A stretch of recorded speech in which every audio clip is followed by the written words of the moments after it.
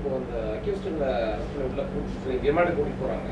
அப்போ அந்த இரண்டாவது குற்றவாளி யோயோ சிம்பிள் காட்டி மீசையை முறுக்கிட்டு போறாரு. ஒருவேளை மனதளவில் ஏதாவது பாதிக்கும். அவங்க வந்து சமயத்தில் குற்றவாளிகள் வந்து அவங்க எந்த அளவு எப்படி ரியாக்ட் பண்ணுறாங்கன்னு நம்ம சொல்ல முடியாது. பட் இருந்தாலும் அவங்க வந்து நாங்கள் இப்போ கன்விக்ட் ஆகலை நாங்கள் அப்படின்ற மாதிரி ஏதாவது செய்யலாம் சொல்லியிருக்கலாம். பட் மேபி அவங்க இல்லை, உங்களுக்கு தெரியும் ஏற்கனவே வந்து க்ரைம்ன்றதே வந்து ஒரு சோஷியல் டீவியன்ஸ் பிஹேவியர் தான், ஒரு அப்நார்மல் பிஹேவியர் தான். க்ரைம்ன்றது நார்மல் பிஹேவியர் இல்லை. அப்படின்போது இதே ஒரு அப்நார்மல் பிஹேவியர் தான் நம்ம எடுத்துக்கணும். பிரதிவாதங்கள் எந்த மாதிரி இருந்துச்சு, அது எப்படிலாம் நம்ம பிரதிவாதங்கள் வந்து அவங்க என்ன மாதிரியான பிரதிவாதங்கள் வச்சுருந்தாலும் நான் ஏற்கனவே சொல்லியிருந்தேன், விளக்கமாக சொல்ல முடியாது. சயின்டிஃபிக் முறையில் வந்து நாங்கள் வச்ச அந்த தரவுகளை வந்து எதுக்கிறது அவங்கள்ட்ட எந்த ஆதாரமும் கிடையாது.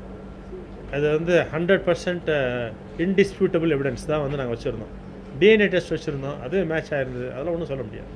இப்போ இன்னைக்கு பாதிக்கப்பட்ட பெண் அந்த வீடியோ பார்க்குறாங்க அப்படிங்கும்போது, இப்போ கஸ்டடிக்கு கூட்டிகிட்டு போகிறாங்க, ஜெயிலுக்குள்ளே கூட்டிகிட்டு போகும்போது இந்த மாதிரிலாம் காமிச்சிட்டு போகிறாங்க அப்படிங்கும்போது சைக்கலாஜிக்கலாக சைக்கலாஜிக்கலாக ஒரு பயமாக இருக்கும். அவங்களுக்கு நீங்கள் கொடுக்குற ஒரு அட்வைஸ் நோட் இல்லைன்னா ஒரு தைரிய வார்த்தைகள் என்ன வரும்? நான் என்ன சொல்கிறேன், இது ஏற்கனவே க்ரைம்ன்றது ஒரு அப்நார்மல் பிஹேவியர் தான். ரெண்டாவது, இந்த மாதிரி தவறு செஞ்சவங்களுக்கு நம்ம லைஃப் லாங் டில் டெத் வந்து லைஃப் இம்ப்ரிசன்மெண்ட் கொடுத்துருக்குறாங்க. இன்னும் இந்த கேஸ் வந்து எங்கே போனாலும் அவங்களுக்கு வந்து அக்யூட்டல் ஆகாது. ஏன்னா பிகாஸ் அவ்வளோ சிறப்பாக அந்த கேஸை நாங்கள் விசாரணை நடத்தி தண்டனை வாங்கி கொடுத்துருக்கோம். அதனால் பாதிக்கப்பட்டவங்க எப்படி காட்டினாலும் அதை பற்றி நம்ம பயப்பட வேண்டியதில்லை. அவங்களுக்கு வந்து கண்டிப்பாக ஒரு முழு திருப்தி அதில் அடைஞ்சிருப்பாங்கன்றதுல எனக்கு எந்த மாறுபட்ட கருத்தும் கிடையாது. சொல்லுங்கள்.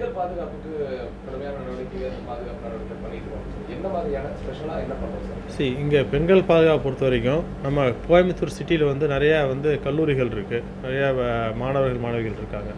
ரெண்டாவது, இது ஒரு வளர்ந்த வந்து ஒரு டெவலப்டு சிட்டி இங்கே வந்து. அதனால் ஈவினிங்கில் பகலில் எல்லா இடத்துலையுமே வந்து பெண்கள் வந்து ரொம்ப ஃப்ரீயாக வந்துட்டு போயிட்டுருக்காங்க.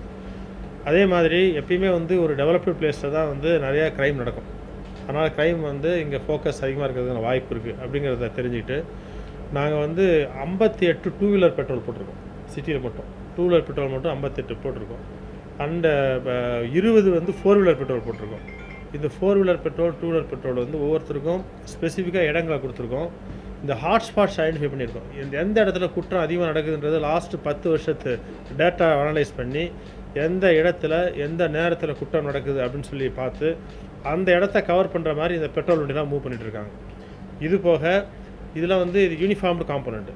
இது இல்லாமல் சிவில் ட்ரெஸ்ஸில் crime party and IS party இவங்களும் முக்கியமான இடத்துல வந்து அவங்க நிறுத்தப்பட்டுருக்குறாங்க. அவங்களும் க்ளோஸாக வாட்ச் பண்ணிகிட்ருக்காங்க. இதே போக எக்ஸ்கான்விட்ஸ், இந்த மாதிரி நான் சொன்னேன் டீவியன் பிஹேவியர் இருக்கக்கூடியவங்க, ஏற்கனவே அந்த மாதிரி ஆளுங்கள்லாம் நம்ம ஐடென்டிஃபை பண்ணி அவங்களாம் ஹிஸ்ட்ரி ஷீட் ஓப்பன் பண்ணி வாட்ச் பண்ணியிருக்கோம். நிறைய பேரை வந்து குண்டாஸில் போட்டிருக்கோம். அண்டு கிட்டத்தட்ட ரீசெண்டாக மட்டுமே ஒரு 25 பேரை வந்து எக்ஸ்டர்ன்மெண்ட் பண்ணியிருக்கோம். 6 மாதம் வந்து சிட்டிக்குள்ளே வரக்கூடாது அப்படின்னு சொல்லி சிட்டி விட்டு வெளியே அனுப்பியிருக்கோம். தென் கேமராஸ் வந்து முக்கியமாக வந்து கேமராஸ் எல்லா இடத்துலையும் பொருத்தியிருக்கோம். எல்லா கேமராஸையும் வந்து கண்ட்ரோல் ரூமில் வந்து கனெக்ட் பண்ணுறதுக்கான ஏற்பாடுகள் பண்ணிகிட்ருக்கோம். இப்போதைக்கு வந்து கிட்டத்தட்ட ஒரு 350 கேமராக்கள் கனெக்ட் பண்ணப்பட்டு அதை கண்ட்ரோல் ரூமில் உட்காந்து டைரெக்டாக பார்க்க முடியும். ஒவ்வொரு எந்த கேமரா பார்க்கணும்னு நினைக்கிறோமோ அந்த கேமராவை ஃபோக்கஸ் பண்ணி பார்க்க முடியும். இந்த திட்டம் வந்து ஸ்லோலி எல்லா இடத்துக்கும் விரிவாக்கம் செய்யப்படும்.